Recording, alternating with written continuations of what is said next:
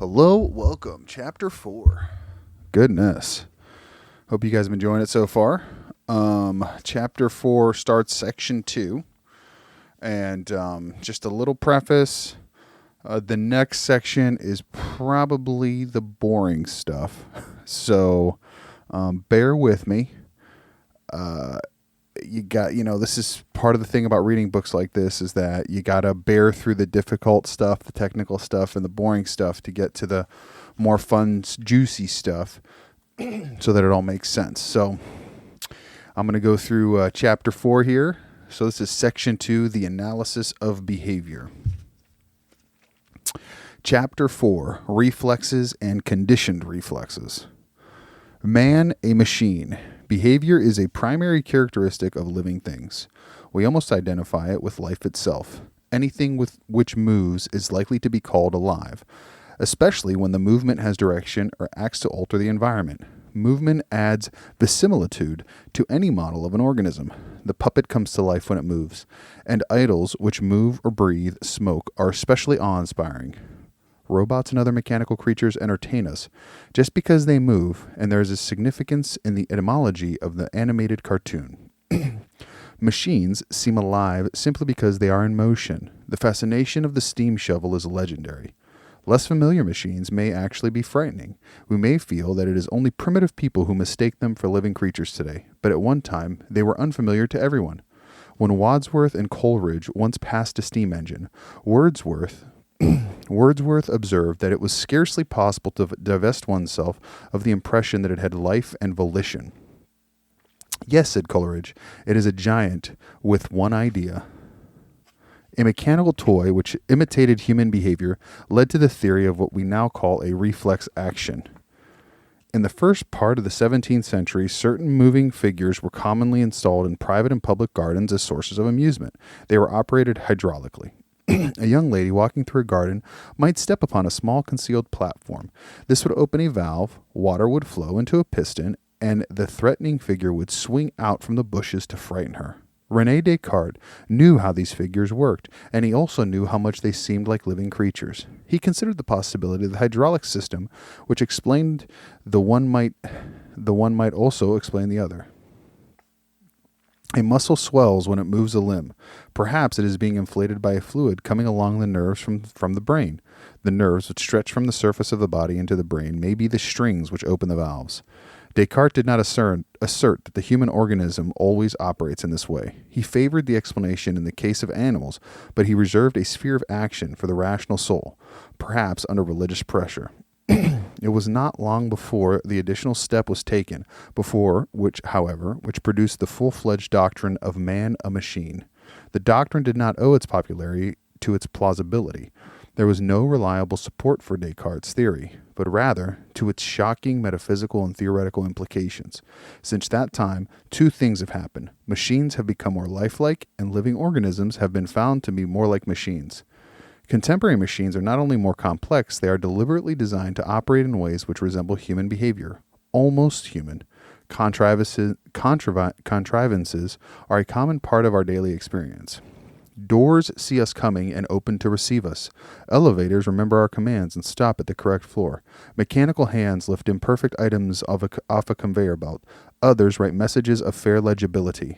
Mechanical or electric calculators solve equations too difficult or too time-consuming for human mathematicians.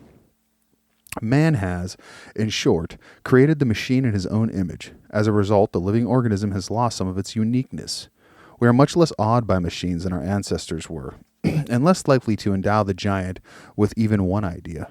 At the same time, we have discovered more about how the living organism works and are better able to see its machine-like properties. Reflex action. Descartes had taken an important step in suggesting that some of the spontaneity of living creatures was only apparent and that behavior could sometimes be traced to action from without. The first clear-cut evidence that he had correctly surmised the possibility of external control came 2 centuries later in the discovery that the tail of a salamander would move when part of it was touched or pierced, even though the tail had been severed from the body. Facts of this sort are now familiar, and we have long since adapted our beliefs to take them into account. At the time the discovery was made, however, it created great excitement. It was felt to be a serious threat to prevailing theories of the inner agents responsible for behavior.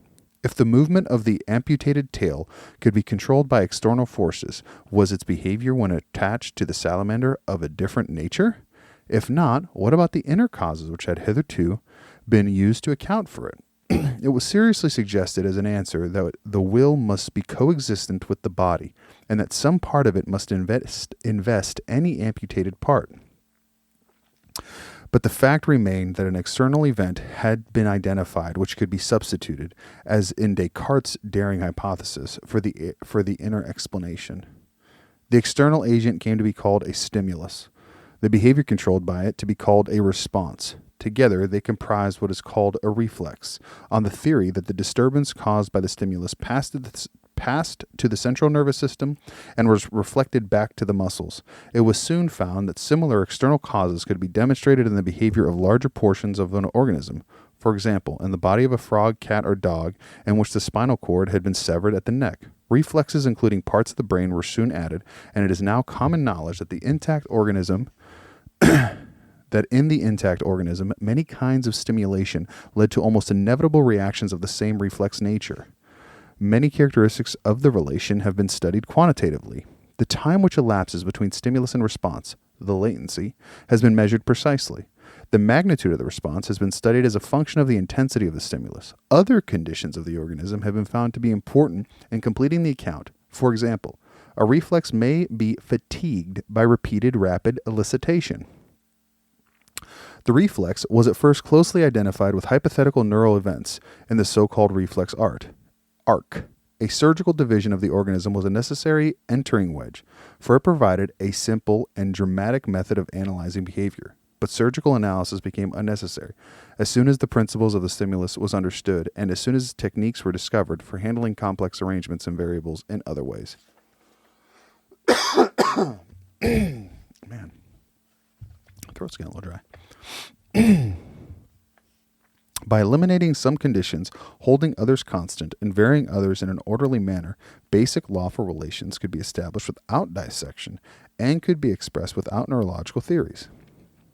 The extension of the principle of the reflex to include behavior involving more and more of the organism was made only in the face of vigorous opposition. The reflex nature of the spinal animal was challenged by proponents of a spinal will. The evidence they offered in support of a residual inner cause consisted of behavior, which apparently could not be explained wholly in terms of stimuli. When higher parts of the nervous system were added, and when the principle was eventually extended to the intact organism, the same pattern of resistance was followed. But arguments for spontaneity, and for the explanatory entities which spontaneity seemed to demand, are of such form that they must retreat before the accumulating facts. Spontaneity is negative evidence. It points to the weakness of a current scientific explanation, but does not in itself prove an alternative version. By its very nature, spontaneity must yield ground as a scientific analysis is able to advance. As more and more of the behavior of the organisms has come to be explained in terms of stimuli, the territory held by inner explanations has been reduced. The will has retreated up the spinal cord, through the lower and then the higher parts of the brain, and finally, with the conditioned reflex, has escaped through the front of the head. At each stage, some part of the control of the organism has passed from a hypothetical inner entity to the external environment. The range of a reflex action. A certain part of behavior, then, is elicited by stimuli, and our prediction of that behavior is especially precise. When we flash a light in the eye of a normal subject, the pupil contracts. When he sips lemon juice, saliva is secreted. When we raise the temperature of the room to a certain point, the small blood vessels in the skin enlarge. Blood is brought nearer to the skin, and he turns red. When we use these relations for many practical purposes, when it is necessary to induce vomiting, we employ a suitable stimulus, an irritating fluid or a finger in the throat. The actress who must cry real tears resorts to onion juice on her handkerchief. As these examples suggest, many reflex responses are executed by the smooth muscles. For example, muscles in the walls of the blood vessels and the glands. These structures are particularly concerned with the internal economy of the organism. They are most likely to be of interest in a science of behavior, in the emotional reflexes to be discussed in Chapter 10. Other reflexes use the striped muscles, which move the skeletal frame of the organism. The knee jerk and other reflexes which the physician uses for diagnostic purposes are examples. We maintain our posture either when standing still or moving about, and the aid of a complex network of such reflexes. In spite of the importance suggested by these examples, it is still true that if we were to assemble all the behavior which falls into the pattern of the simple reflex, we should have only a very small fraction of the total behavior of the organism. This is not what early investigators in the field expected. We now see that the principle of the reflex was overworked. The exhilarating discovery of the stimulus led to exaggerated claims. It is neither plausible nor expedient to conceive of the organism as complicated jack-in-the-box, with long lists of tricks, each of which may be evoked by pressing the proper button. The greater part of the behavior of the intact organism is not under this primitive sort of stimulus control. The environment affects the organism in many ways which are not conveniently classed as stimuli. And even in the field of stimulation, only a small part of the forces acting upon the organism elicit responses in the invariable manner of reflex action. To ignore the principle of the reflex entirely, however, would be equally unwarranted. Conditioned reflexes. The reflex became a more important instrument of analysis when it was shown that novel relations between stimuli and responses could be established during the lifetime of the individual by a process first studied by the Russian physiologist I.P. Pavlov. H.G. Wells once compared Pavlov with another of his distinguished contemporaries, George Bernard Shaw. He considered the relative importance to society of the quiet laboratory worker and the skillful propagandist, and expressed his opinions by describing a hypothetical situation. If these two men were drowning and only one life preserver were available, he would throw it to Pavlov. Evidently, Shaw was not pleased, and after what appears to have been a hasty glance at Pavlov's work, retaliated. His book, The Adventures of the Black Girl in Her Search for God, describes a girl's experience in a jungle of ideas. The jungle is inhabited by many prophets, some of them ancient, some as modern as an elderly myop who bears a close resemblance to Pavlov. The black girl encounters Pavlov just after she has been frightened by a fearful roar from the prophet Micah. She pulls herself up in her flight and exclaims, "What am I running away from? I'm not afraid of that dear, noisy old man." "Your fears and hopes are only fancies," said the voice close to her, proceeding from a very short-sighted elderly man in spectacles who was sitting on a gnarled log. "In running away, you are acting on a conditioned reflex. It is quite simple. Having lived among lions, you have from your childhood associated the sound of a roar with deadly danger. Hence, you precipitate flight when that superstitious old jackass brayed at you. This remarkable discovery cost me 25 years of devoted research, during which I cut out the brains of innumerable dogs and observed their spittle by making holes in their cheeks for them to salivate through instead of through their tongues. The whole scientific world is prostrate at my feet in admiration of this colossal achievement and gratitude for the light it had shed on the great problems of human conduct." Man, that is... "Why didn't you ask me?" said the black girl. "I could have told you in 25 seconds without hurting those poor dogs." "Your ignorance and presumption are unspeakable," said the old myop. "The fact was known, of course, to every child, but it had never been proved experimentally in the laboratory, and therefore it was not scientifically known at all. It reached me as an unskilled conjecture. I handed it on as science. Have you ever performed an experiment, may I ask?" "Several," said the black girl. "I perform one now." "Do you know what you are sitting on?" "I am sitting on a log gray with age and covered with an uncomfortable rugged bark," said the myop. "You are mistaken," said the girl. "You are sitting on a sleeping crocodile." With a yell, Micah himself might have envied the myop, rose and fled frantically to a neighboring tree, up which he climbed cat-like with an agility which in so elderly a gentleman was quite superhuman. "Come down," said the girl. "You ought to know that crocodiles are only to be found near rivers. I was only trying an experiment. Come down." The elderly myop is unable to come down and begs the girl to perform another experiment. "I will," asked the girl. "I will," said the girl. "There is a tree snake smelling at the bark of your neck." The myop was on the ground in a jiffy. It is clear that Shaw has caught the spirit of a science of behavior. The girl is undeniably a good behavioral engineer. In two very neat examples of stimulus control, she induces clear-cut responses in the elderly myop. His behavior does not, as we shall see later, exemplify the simple reflex, conditioned or otherwise. But if the author is fully aware of the potentialities of the practical control of behavior, he is not so strong on theory, for the passage exemplifies a common misunderstanding regarding the achievement of science. The facts of science are seldom entirely unknown. To every child, a child who can catch a ball knows a good deal about trajectories. It may take science a long time to calculate the position of a ball at a given moment, any more exactly than the child must calculate in order to catch it.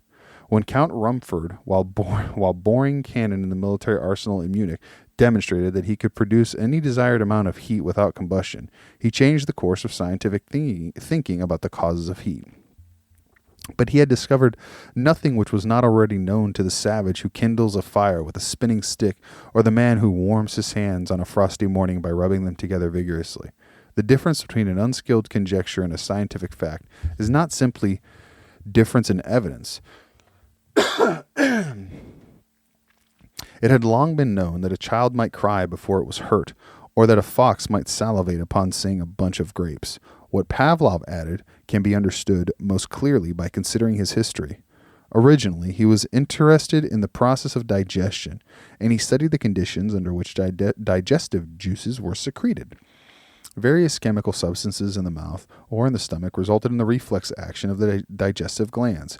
Pavlov's work was sufficiently outstanding to receive the Nobel Prize, but it was by no means complete. He was handicapped by a certain unexplained secretion. Although food in the mouth might elicit a flow of saliva, saliva often flowed abundantly when the mouth was empty. We should not be surprised to learn that this was called psychic secretion. Wow. It was explained in terms which any child could understand. Perhaps the dog was thinking about food. Perhaps the sight of the experimenter preparing for the next experiment reminded the dog of the food it had received in earlier experiments. But these explanations did nothing to bring the unpredictable salivation within the compass of a rigorous account of digestion. Pavlov's first step was to control conditions so that psychic secretion largely disappeared. He designed a room in which contact between dog and experimenter was reduced to a minimum. The room was made as free as possible from incidental stimuli. The dog could not hear the sound of footsteps in neighboring rooms or smell accidental odors in the ventilation system. Pavlov then built up a psychic secretion step by step. In place of the complicated stimulus of an experimenter preparing a syringe or filling a dish with food, he introduced controllable stimuli which could be easily described in physical terms, in place of the accidental occasions upon which stimulation might proceed or accompanying food. Pavlov arranged precise schedules in which controllable stimuli and food were presented in certain orders. Without influencing the dog in any other way, he could sound a tone and insert food into the dog's mouth. In this way, he was able to show that the tone acquired its ability to elicit secretion, and he was also able to follow the process through which this came about. Once in possession of these facts, he could then give a satisfactory account of all secretion. He had replaced the psyche of psychic secretion with certain objective facts in the recent history of the organism. The process of conditioning, as Pavlov reported in his book, Conditioned Reflexes, is a process of stimulus substitution. A previously neutral stimulus acquires the power to elicit a response which was originally elicited by another stimulus. The change occurs when the neutral stimulus is followed or reinforced by the effective stimulus. Pavlov studied the effect of the interval of time elapsing between stimulus and reinforcement. He investigated the extent to which various properties of stimuli could acquire control. He also studied the converse process in which the conditioned stimulus loses its power to evoke the response when it is no longer reinforced, a process which he called extinction. The quantitative properties which he discovered are by no means known to every child, and they are important. The most efficient use of conditioned reflexes in the practical control of behavior often requires quantitative information. A satisfactory theory which makes the same demands in disposing explanatory fictions, for example, we cannot be sure that an event of the sort implied by psychic secretion is not occasionally responsible until we can predict the exact amount of secretion at any given time. Only a quantitative description will make sure that there is no additional mental process in which the dog associates the sound of the tone with the idea of food, or in which it salivates because it expects food to appear. Pavlov could dispense with concepts of this sort only when he could give a complete quantitative account of salivation in terms of the stimulus, the response, and the history of conditioning. Pavlov, as a physiologist, was interested in how the stimulus was converted into a neural process and in how the process is carried the effect through the nervous system to the muscles and glands. The subtitle of his book, is an investigation of the physiological activity of the cerebral cortex. The physiological activity was inferential. We may suppose, however, that comparable processes will eventually be described in terms appropriate to neural events. Such a description will fill in the temporal and spatial gaps between an earlier history of conditioning and its current result. The additional account will be important in the integration of scientific knowledge, but will not make the relation between stimulus and response any more lawful or any more useful in prediction and control. Pavlov's achievement was the discovery not of neural processes, but of important quantitative relations which permit us, regardless of neurological hypothesis, to give a direct account of behavior in the field of the conditioned reflex. The survival value of reflexes. Reflexes are intimately concerned with the well-being of the organism. The process of digestion could not go on if certain secretions did not begin to flow with certain types of food entered the stomach. Reflex behavior, which involves the external environment, is important in the same way. If a dog's foot is injured when it steps on a sharp object, it is important that the leg should be flexed rapidly so that the foot is withdrawn. The so-called flexion reflex brings this about. Similarly, it is important that dust blown into the eye should be washed out by a profuse secretion of tears, that an object suddenly moved toward the eyes should be warded off by blinking, and so on. Such biological advantages explain reflexes in an evolutionary sense. Individuals who are most likely to behave in these ways are presumably most likely to survive and to pass on the adaptive characteristic to their offspring. The process of conditioning also has survival value. Since environmental changes from generation to generation, particularly the external rather than the internal environment, appropriate reflex responses cannot always develop as inherited mechanisms. Thus, an organism may be prepared to secrete saliva when certain chemical substances stimulate its mouth, but it cannot gain the added advantage of salivating before food is actually tasted unless the physical appearance of foodstuffs remains the same from environment to environment and from time to time. Since nature cannot foresee, so to speak, that an object with a particular appearance will be edible, the evolutionary process can only provide a mechanism by which the individual will acquire responses to particular features of a given environment after they have been encountered. Where inherited behavior leaves off, the inherited modifiability of the process of conditioning takes over. It does not follow that every conditioned reflex has survival value. The mechanism may go wrong. Certain pairs of stimuli, such as the appearance and taste of food, may occur together in a consistent way, which is important to the organism throughout its life. But we have no guarantee that conditioning will not occur when the pairing of stimuli is temporary or accidental. Many superstitions exemplify conditioned reflexes arising from accidental contingencies. The behavior is due to an actual pairing of stimuli, but the resulting conditioned reflex is not useful. We call some such reflexes irrational. A child who has been attacked by a dog may fear all dogs. The visual stimulus supplied by a dog has been paired with the terrifying stimulation of physical attack. But the pairing is not inevitable for all dogs. When the response is later elicited at the sight of a harmless dog, it serves no useful function. It is nevertheless due to a process which does not prove valuable elsewhere. We all suffer from this miscarriage of the evolutionary process when we make stereotyped responses. Strong behavior appropriate to the sight of someone we dislike violently may be evoked by other people with the same features, wearing the same type of clothes, and so on. Minor effects of the same sort are less troublesome. A nostalgic reaction to a tune which is popular during an old love affair is a conditioned response arising from a non-functional pairing of stimuli, but we do not call it superstitious or irrational. The range of conditioned reflexes, although the process of conditioning greatly extends the scope of the eliciting stimulus, it does not bring all the behavior or the organism within such stimulus control. According to the formula of stimulus substitution, we must elicit a response before we can condition it. All conditioned reflexes are therefore based upon unconditioned reflexes, but we have seen that reflex responses are only a small part of the total behavior of the organism. Conditioning adds new controlling stimuli, but not new responses. And using the principle, therefore, we are not subscribing to a conditioned reflex theory of all behavior. A fair measure of the range of the conditioned reflex is its use in the practical control of behavior. Reflexes, which are concerned with the internal economy of the organism, are seldom of practical importance to other people, but an occasion may arise when we are interested in making someone blush or laugh or cry, and we then resort to conditioned and unconditioned stimuli. It is frequently the business of literature to generate behavior in this way. The tearjerker has literal meaning. More subtle effects are similar. It is important in understanding the effect of a poem to note that conditioned responses may be elicited by such verbal stimuli as death, love, sorrow, and so on, quite apart from the effect of the prose meaning of the poem. The emotional effects of music and painting are largely conditioned. We also use the process to arrange for the control of behavior at a later date.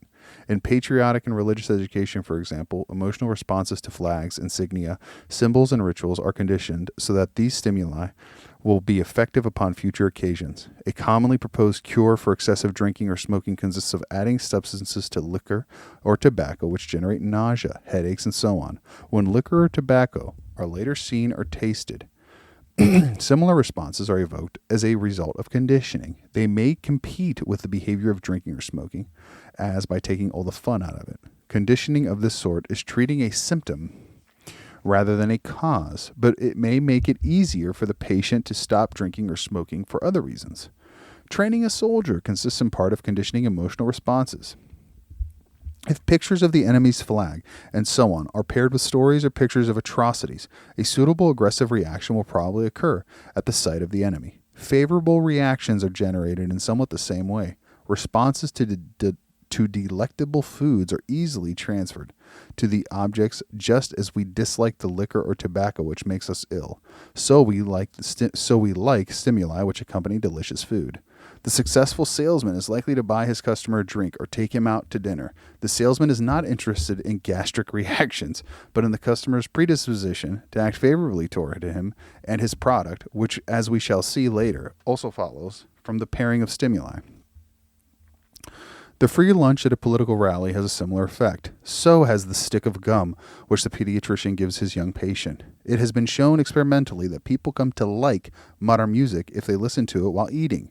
When the Jewish child first learns to read, he kisses a page upon which a drop of honey has been placed. The important thing is not that he will later salivate at the sight of a book, but that he will exhibit a predisposition in favor of books. The reinforcements which establish predispositions of this sort are not all gastric. As advertisers, we know the responses and attitudes evoked by pretty girls, babies, and pleasant scenes may be transferred to trade names, products, pictures of products, and so on. We are sometimes interested in generating one emotional response in order to counteract or balance another. The dentist, for example, faces a practical problem in that he must administer painful stimuli. These stand in such relation to the stimuli supplied by the waiting room, the dental chair, the instruments, and the sound of the drill that eventually the latter evoke a variety of emotional reactions. Some of these we characterize roughly as anxiety.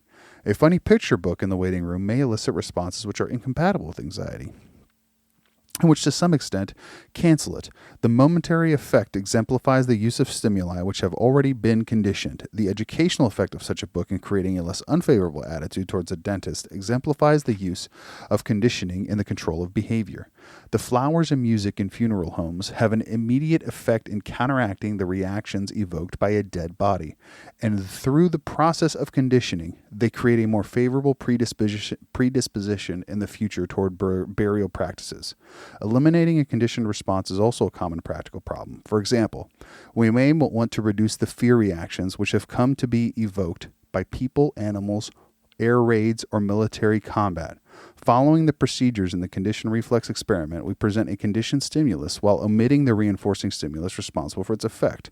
A major step in treating of stuttering, for example, is to extinguish reactions of anxiety or embarrassment generated by thoughtless persons who have laughed at the stutterer or grown impatient with them. A common technique is to encourage him to talk to anyone he encounters.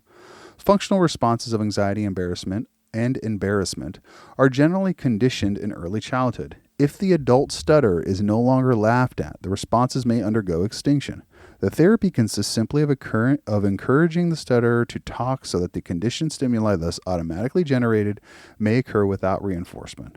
If the conditioned stimulus elicits too strong a response, it may be necessary to present it in graded doses. If a child who has been frightened by a dog is given a small puppy, the similarity between the puppy and the frightening dog is not great enough to elicit a strong conditioned fear response. Any slight response which happens to appear undergoes extinction. As the puppy grows to resemble the dog, extinction proceeds by easy stages.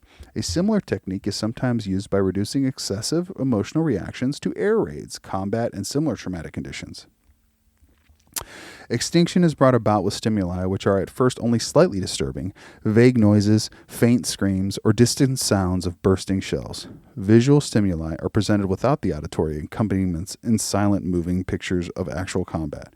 As extinction occurs, the verisimilitude is increased. Eventually, if the treatment is successful, little or no response is elicited by a full-scale stimulus. Whew. Okay. He writes in such a tongue-twisting way, man. Goodness gracious. All right. See you at chapter 5.